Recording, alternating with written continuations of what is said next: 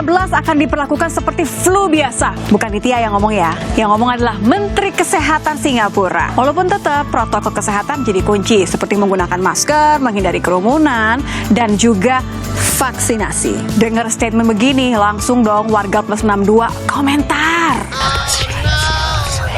Kenapa ya kita nggak kayak Singapura, nganggep COVID tuh kayak flu? Kayak masuk angin. Nggak gitu cara mikirnya, Bambang. Wacana Singapura ini diimbangi dengan tertibnya warga, mematuhi protokol kesehatan, dan juga jumlah yang sudah divaksinasi. Berdasarkan Our World in Data, 50,8% warga Singapura sudah mendapatkan vaksin yang pertama. Sementara yang sudah lengkap nih, 2 kali suntikan atau 2 kali vaksinasi, sudah 35,2%. Banyak ya. Gimana ya di Indonesia? Baru 9,9% penduduk Indonesia yang menerima suntikan vaksin pertama. Sementara yang sudah lengkap atau 2 kali, ini baru 4,8%. Jauh banget. Boro-boro vaksin, disuruh diem aja nih di rumah. Malah sibuk nyari jalan tikus. Walaupun ada juga sih yang gara-gara dipaksa sama bosnya yang gak taat aturan.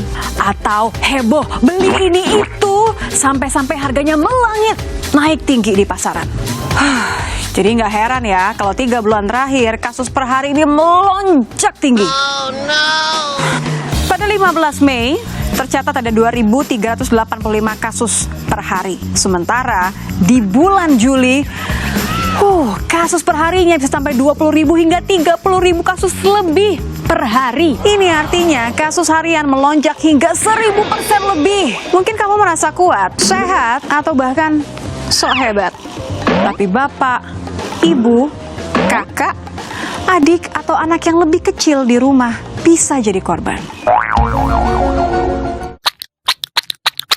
Atau berasa spesial, minta dibuatkan rumah sakit khusus. Stop jadi egois. Kalau udah begitu, semuanya akan berhenti, lama-lama produktivitas kita terganggu. Gak ada yang bisa dilakukan. Mau ngarepin bansos atau uang tunai? Yakin penyalurannya akan tepat, gak akan dikorupsi lagi. Kalau udah begitu, akhirnya saling tuduh, nyalahin sana sini, gak ada solusinya.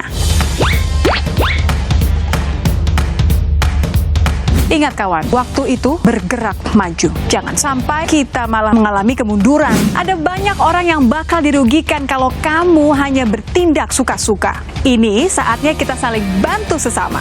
Belajar deh dari negara tetangga. Malaysia contohnya. Setiap warga yang membutuhkan bantuan bisa mengibarkan bendera putih di depan rumahnya. Kalau di Indonesia, ada banyak juga yang menolong tanpa pamrih. Siapa saja mereka? Bagaimana cara kita bisa bantu mereka? Simak ya, obrolan di Ngobrol Pintar. Ini setiap hari Nitya kerjaannya nggak hanya mengecek angka kasus positif, kesembuhan, kematian yang pasti menyadarkan kita akan banyak hal, tapi juga Nitya selalu mengecek di media sosial. Ternyata di tengah kesulitan yang luar biasa, di tengah pandemi yang luar biasa, manusia masih punya harapan besar terhadap sesama. Bantuan banyak sekali yang mengalir. Kadang ada juga orang yang bingung mau kasih ke siapa ya. Saya ingin berbagi walaupun sedikit. Untuk itu di episode kali ini Nitya ingin ajak beberapa orang hebat yang berusaha untuk berbuat sebanyak mungkin untuk sebanyak mungkin orang. Tapi juga mengajak Anda untuk bisa berbagi. Nitya pertama kali akan sapa. Wah, ini kado kakak favorit deh. Kamelani. Thank you ya udah di tengah-tengah kesibukan. Ini lagi kalau kamu kan ngomongnya membuat keributan ya. Kalau aku bilangnya itu benar-benar menjadi wake up call sih. Terima kasih sudah memberikan wake up call. Karena banyak orang yang sudah sibuk dengan kesulitan sendiri, kan nggak bisa dibohongi ya. Semua orang ini sedang sibuk dengan kesulitannya masing-masing. Semua orang sedang berjuang masing-masing. Kadang kita lupa bahwa kiri kanan kita, mereka juga lebih membutuhkan bantuan. Boleh nggak ceritain update-nya Rumah Harapan Melani seperti apa? Ya, Rumah Harapan kan emang udah 14 tahun jalan ya. Tapi kita dengan segala pengalaman belum pernah mengalami setahun setengah di mana bangkrut itu sedunia serentak. Donatur itu nyungsep serentak. PHK dan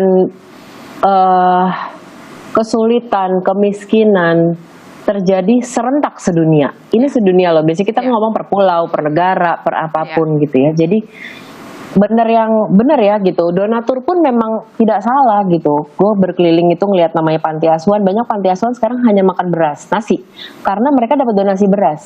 Tapi untuk beli lauknya, which is uang tunai, mereka nggak punya.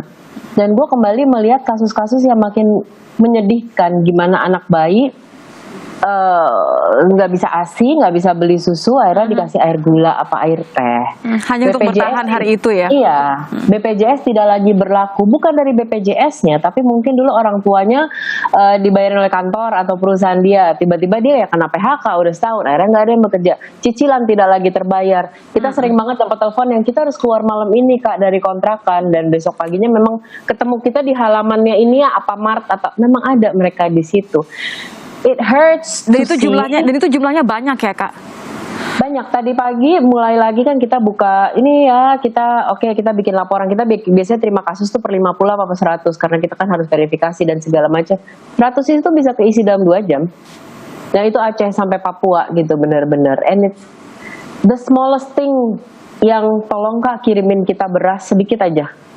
Tolong Kak gitu. Dan memang dicek memang benar, emang begitu kondisinya.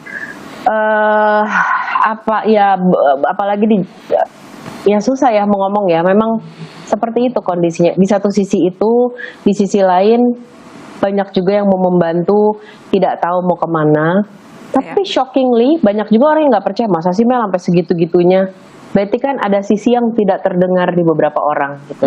Makanya akhirnya dengan berat hati, walaupun selama ini kita kayaknya tenang gitu, akhirnya gue membuat keributan itu sih beberapa hari lalu. I don't know what else to do. Aku tahu ini berat sekali untuk Kak Mel membuat video karena kamu nggak suka untuk meminta gitu kan sebenarnya kan. Dirimu nggak suka. Nggak pakai kata-kata kan, udah gitu aja. Iya, dirimu nggak suka untuk meminta. Tapi ini membuat aku menyadari bahwa memang kondisinya sudah segenting itu, bahwa kita semua memang harus membagi apapun yang kita punya. Dirimu punya cerita nggak Kak?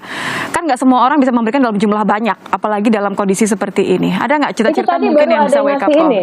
Ada yang baru, pertama ada yang nanya, Mbak saya nggak bisa transfer karena minimum transfer itu kan ada yang 10.000, ada yang bank ya, kalau kebanyakan kan 10.000, dia cuma bisa ngasih sisihin 5.000.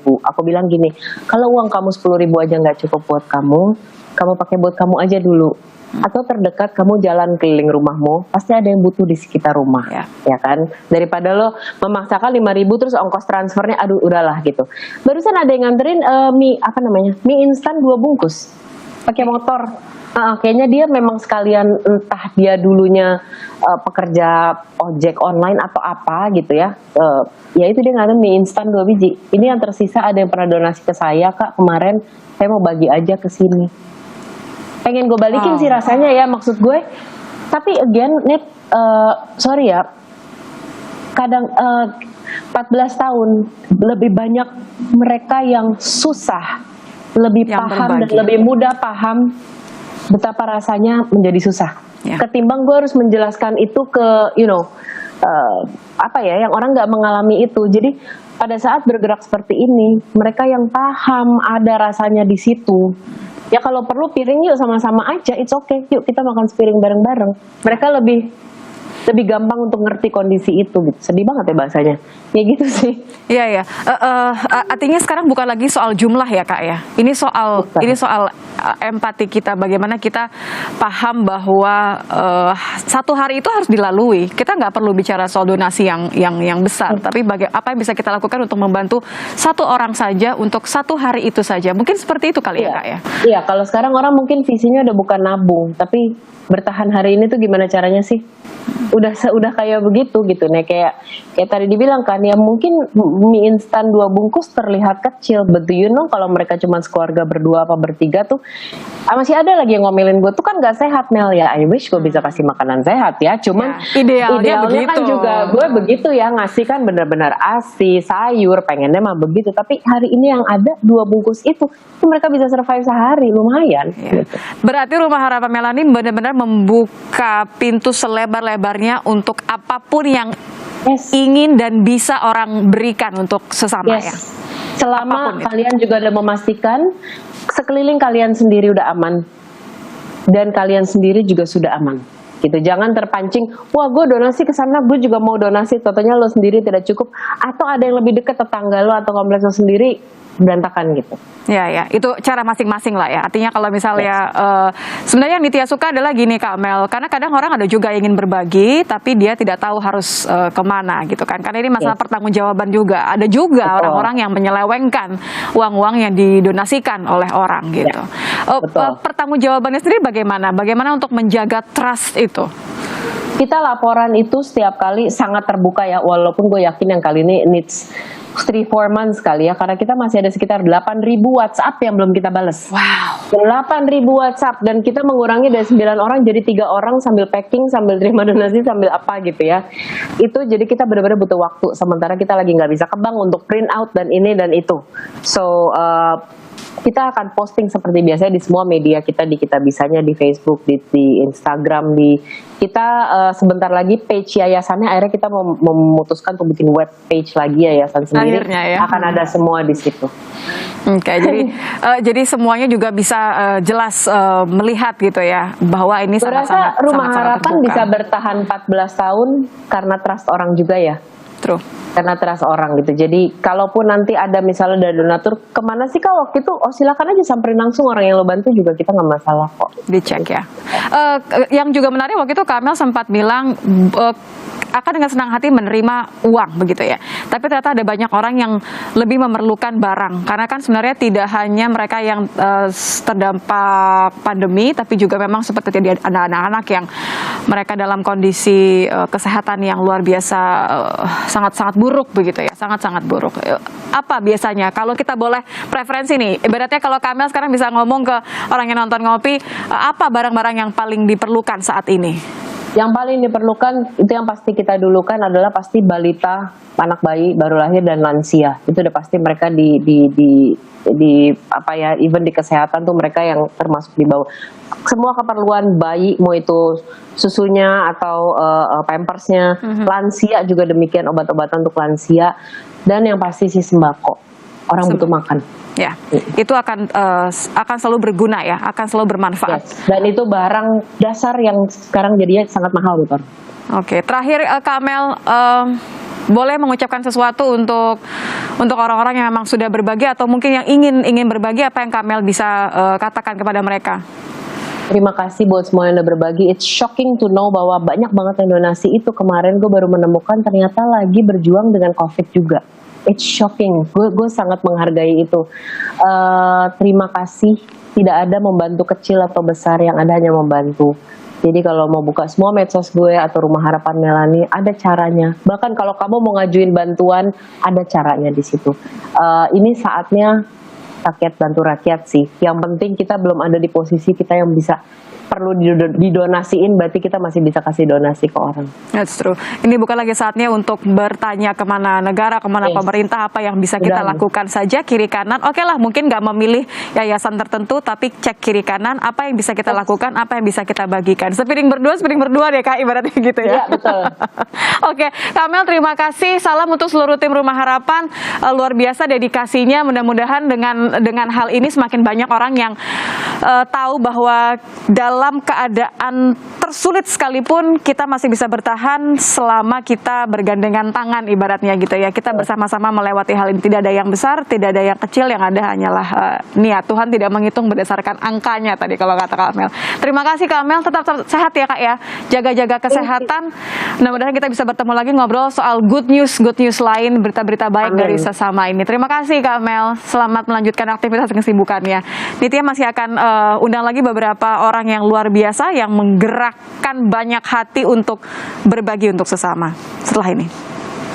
Kerjasama dengan Satgas, dengan RT, mereka bisa biasa menghubungi ya, berarti ya, biasa menghubungi, memberitahu bahwa kami butuh, warga kami butuh sekian porsi misalnya gitu. Betul, iya, ribuan WA masuk setiap hari Mbak. Kemudian jadi nggak perlu pakai nomor antrian atau bawa surat apa gitu, nggak perlu ya Mas ya? Tidak, kami tidak mau ribet. Kalau bisa dibuat mudah, kenapa harus dibuat susah?